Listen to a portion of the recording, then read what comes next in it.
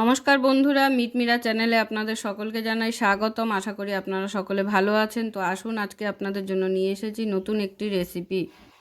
আজকের রেসিপি হলো আমার ডিমের কোরমা। তো আমি তার জন্য এখানে 6টি ডিম নিয়ে নিয়েছি। এবার ডিমগুলোকে আমি প্রথমে বয়েল করে নেব। তো ডিমগুলো বয়েল করার জন্য আমি এখানে একটি সসপ্যানের মধ্যে জল গরম অলরেডি করে নিয়েছি। জলটা গরম হয়েও গেছে। তো এবারে আমি ডিমগুলোকে একটা একটা করে এইভাবে চামচ দিয়ে আস্তে করে ছেড়ে দেব। হাত দিয়ে ছাড়লে অনেক সময় ফেটে যায়, যেহেতু জলটা গরম। তো ওই জন্য আমি চামচের সাহায্যে ডিমগুলোকে একটা একটা করে বসিয়ে দিচ্ছি।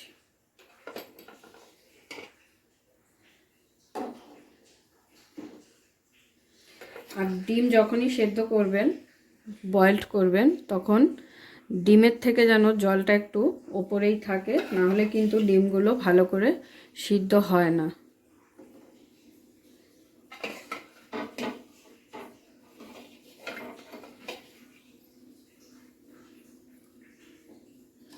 তো দেখতেই পাচ্ছেন আমার ডিমের অনেকটা ওপরে কিন্তু জলের লেয়ারটা রয়েছে।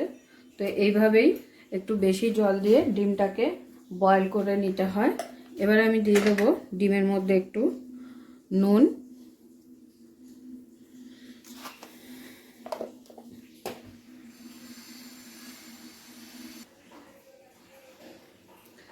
আর দিয়ে দিচ্ছি অল্প পরিমাণ ভিনেগার, যাতে ডিমটা ভালোভাবে সিদ্ধ হয়ে যায় আর চোকলাগুলো খুব সুন্দরভাবে ছেড়ে যায়। তো এবারে আমি ডিমটাকে বয়েল করতে বসিয়ে দিলাম 10 মিনিটের জন্য। এবারে আমি গ্রেভিটা করার জন্য পেঁয়াজটাকে কেটে রেডি করে নেব। পেঁয়াজগুলো কিন্তু বেশি মিহি করে কাটতে হবে না, একটু বড় বড় সাইজের কাটলেই হবে।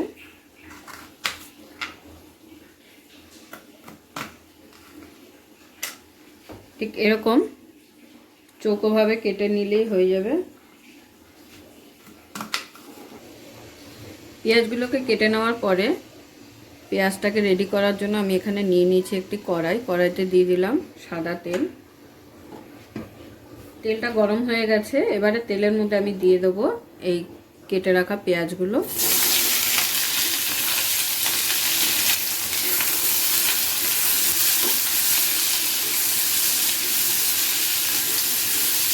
পেঁয়াজগুলো কিন্তু খুব বেশি লাল লাল করে ভাজার দরকার নেই, যেহেতু এটা রঙটা সাদা হবে। তো পেঁয়াজগুলোকে হালকা করে ভেজে নিলেই হয়ে যাবে।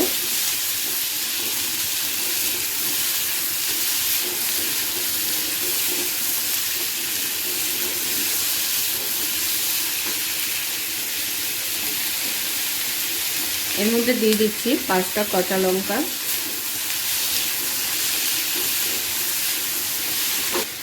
আর দিয়ে দিচ্ছি আমি আগে থেকে কাজু বাদামটা জলের মধ্যে ভিজিয়ে রেখেছিলাম, সেই কাজু বাদামগুলো।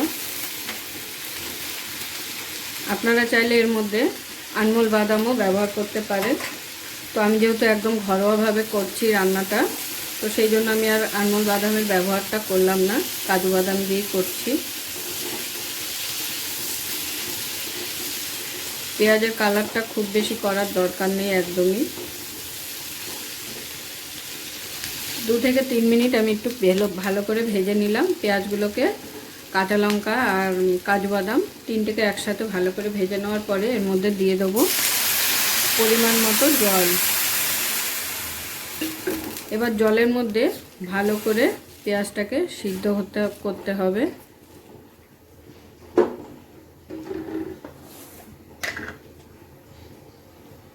দিয়ে দিচ্ছি সামান্য পরিমাণ নুন।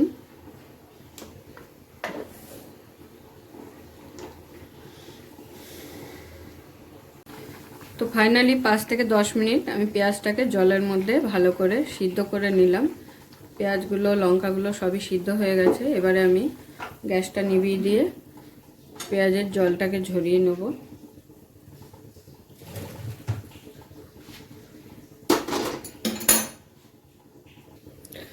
তো পেঁয়াজের জলটাকে আমি এরকম একটা ঝুড়িতে করে ঝরিয়ে নিয়েছি। এবারে একটা মিক্সিং বাটির মধ্যে পেঁয়াজগুলোকে নিয়ে নেব। এদিকে আমার ডিমগুলো সিদ্ধ হয়ে গেছে, আমি ডিমগুলোকে নামিয়ে নিয়েছি। এবারে ডিমগুলোকে আমি একটা বাটির মধ্যে ঠান্ডা জলের মধ্যে তুলে নেব।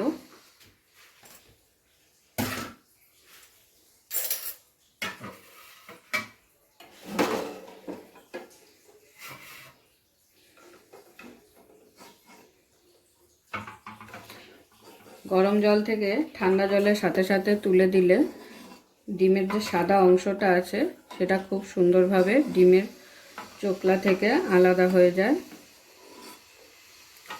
তো ডিম ছাড়ানোর আরও একটি টিপস আপনাদের আমি দেখাবো, যেটা করলে ডিমের চোকলাটা খুব সহজেই আলাদা হয়ে যায়। ঠান্ডা জলে দেওয়ার পরে ডিমগুলোকে একটু এরকম ফাটিয়ে আবারও ঠান্ডা জলের মধ্যে যদি দিয়ে দেওয়া হয়, তাহলে এই ফাটা অংশ থেকে ঠান্ডা জলটা ভেতরে যাওয়াতে খুব সহজেই ডিমগুলো চোকলা থেকে আলাদা হয়ে যায়, তাহলে আর ডিমগুলো এবড়ো খেবড়ো হয় না। এবার আমি ডিমগুলোকে খোসা ছাড়িয়ে নেব।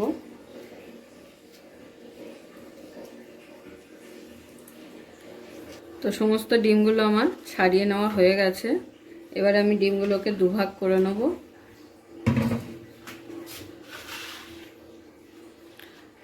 তো দুভাগ করে নেওয়ার জন্য আমি নিয়ে নিয়েছি এখানে একটা সুতোটা দিয়ে আমি ডিমগুলোকে ভাগ করব। ডিমের ওপরে এরকম সুতোটাকে মিডল বরাবর রেখে হালকা করে প্রেস করলে কিন্তু ডিমটা কেটে যাবে। এরপরে দুদিক দিয়ে সুতোটাকে চেপে ধরে ডিমটাকে এরকম তুলে দিলে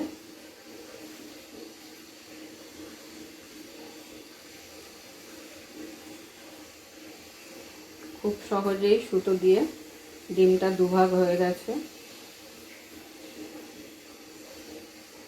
আপনারা চাইলে ছুরি দিয়েও কাটতে পারেন, কিন্তু ছুরি দিয়ে কাটলে কি হয়, অনেক সময় দেখা যায় কুসুমগুলো নষ্ট হয়ে যায়। তো সেই জন্য এইভাবে যদি সুতো দিয়ে কেটে নেন তো কুসুমটা নষ্ট হবে না। তো দেখতেই পেলেন আমি সুতো দিয়ে কত সুন্দরভাবে ডিমগুলোকে ভাগ করে নিলাম। কুসুমটা কিন্তু আমার একটুও নষ্ট হয়নি। ছুরি দিয়ে করলে কিন্তু কুসুমটা অনেক সময় নষ্ট হয়ে যায়। তো সেই জন্য সুতো দিয়ে করলে খুব সুন্দরভাবে ডিমটা কেটে নেওয়া যায়। এবারে আমি ডিমের ওপরে দিয়ে দেবো কিছুটা গোলমরিচের গুঁড়ো।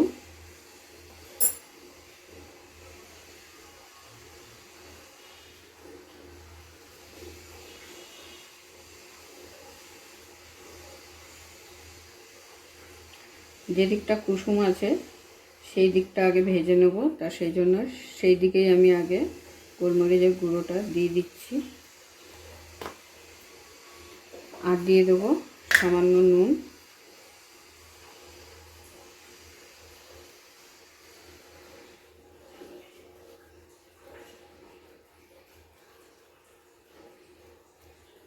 এবারে ডিমগুলোকে আমি ভেজে নেব। আগে ডিমগুলো ভেজে নেওয়ার জন্য আমি এখানে একটি কড়াই বসিয়ে দিয়েছি, আর কড়াইটা গরমও হয়ে গেছে। কড়াইতে দিয়ে দিচ্ছি এখন বাটার দিয়ে ডিমটাকে ভাজবো। যেহেতু এটা শাহি ডিমের কোরমা, তো সেই জন্য এখানে একটু বাটার ব্যবহার করছি।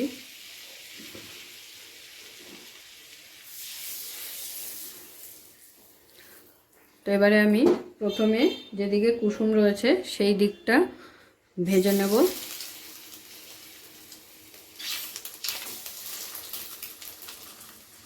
তো ডিমগুলো এক পিঠ ভেজে নেওয়া হয়ে গেছে, আমি উল্টে দিচ্ছি, আর এক পিঠ ভেজে নেব।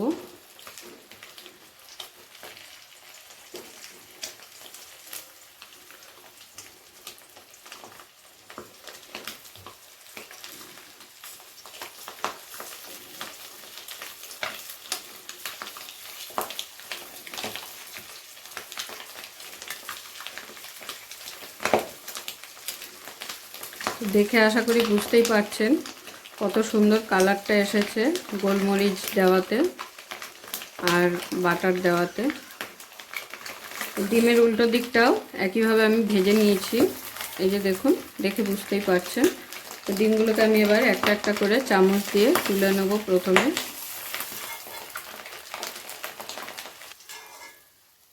সব ডিমগুলো তুলে নেওয়ার পরে কড়াইতে আমি দিয়ে দিচ্ছি একটু সাদা তেল।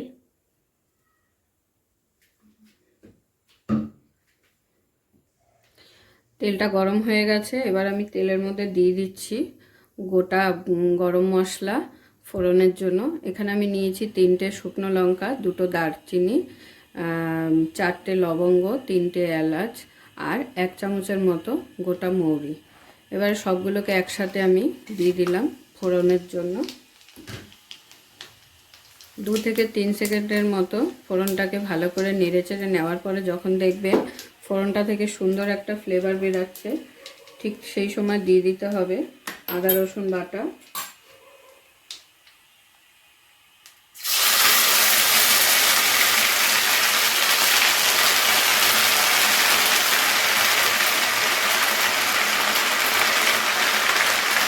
আদা দিয়েছি 2 চামচ আর রসুন বাটাও দিচ্ছি 2 চামচ।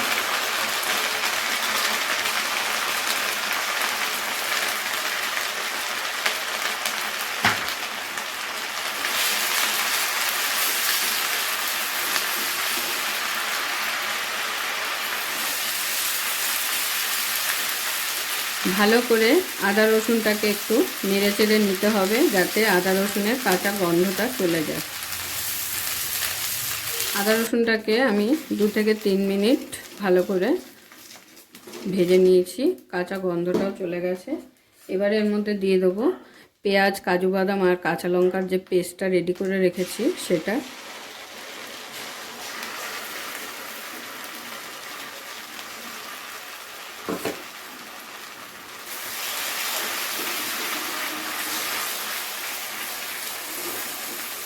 এটা দেওয়ার পরে গ্যাসের ফ্লেমটাকে কিন্তু মিডিয়ামে রেখে ভালো করে সবগুলোকে একসাথে নেড়েচেড়ে নিতে হবে। পুরো পেঁয়াজের পেস্টটা দেওয়ার পরে ভালো করে মশলাটাকে কষিয়ে নিতে হবে। তো পেঁয়াজটাকে দেওয়ার পরে 2 থেকে 3 মিনিট আমি ভালো করে আদা রসুন বাটার সঙ্গে কষিয়ে নিয়েছি। এবারে মশলা বলতে এর মধ্যে খুবই সামান্য মশলা পড়বে, সেটা হলো 1 চামচ জিরে গুঁড়ো আর দিয়ে দেবো 1 চামচ ধনে গুঁড়ো। এবারে সবগুলোকে আবারও ভালো করে একসাথে কষিয়ে নেব।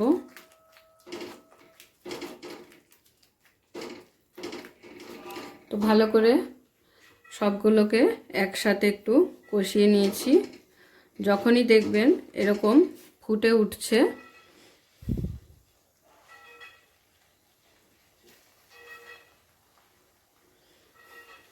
তখন দিয়ে দেবো জলটা। এবার আমি এর মধ্যে জল দিয়ে দেবো।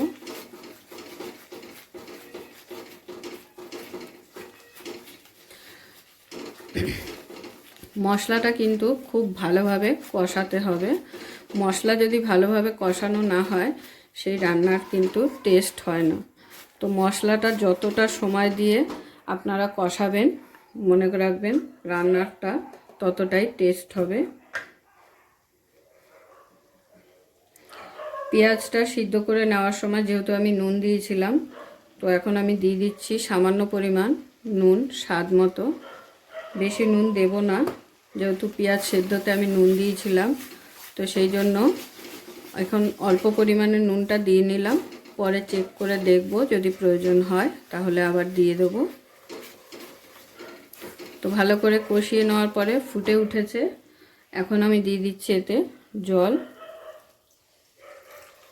জলটা দেওয়ার পরে যখন দেখবেন এরকম ফুটে উঠেছে তখন দিয়ে দেবো এর মধ্যে সামান্য পরিমাণে একটু টেস্টটা বাড়িয়ে নেওয়ার জন্য টক দই।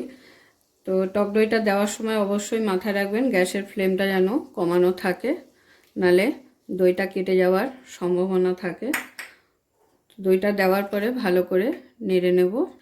ঝোলটা যখন সুন্দরভাবে গ্রেভিটা এরকম ফুটবে তখন এর মধ্যে দিয়ে দেবো সামান্য পরিমাণ দুধ দিয়ে দিচ্ছি আমি। আপনারা চাইলে মালাইও দিতে পারেন, আমি এখানে দুধ দিয়ে দিলাম।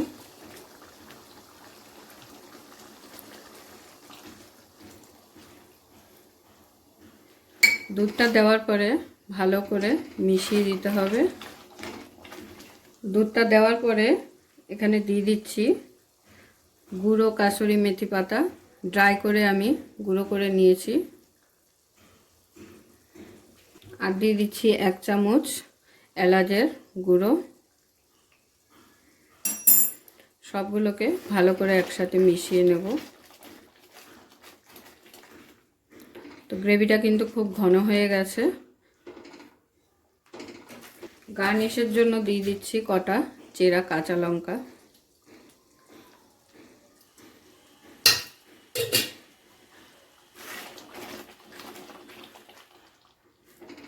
তো ফাইনালি গ্রেভি আমাদের রেডি হয়ে গেছে। এবারে বাটারে ভেজে রাখা ডিমগুলো এর মধ্যে দিয়ে দেবো সুন্দর করে সাজিয়ে। তো দেখতেই পেলেন ঘরোয়াভাবে কত সুন্দর আর সহজ পদ্ধতিতে শাহী ডিমের কোরমা একদম রেডি হয়ে গেল। আপনারাও চাইলে ঘরে এইভাবে বানিয়ে নেবেন। তো ফাইনালি আমার ডিমের কোরমা একদম রেডি। ভিডিওটা ভালো লেগে থাকে তাহলে অবশ্যই ভিডিওটা লাইক করবেন এবং এরকম আরও নতুন ভিডিও দেখার জন্য আমার চ্যানেলটা সাবস্ক্রাইব করে দেবেন। আর আপনাদের যদি কোনো প্রশ্ন থাকে অবশ্যই কমেন্ট করে জানাবেন। সকলে ভালো থাকবেন, সুস্থ থাকবেন।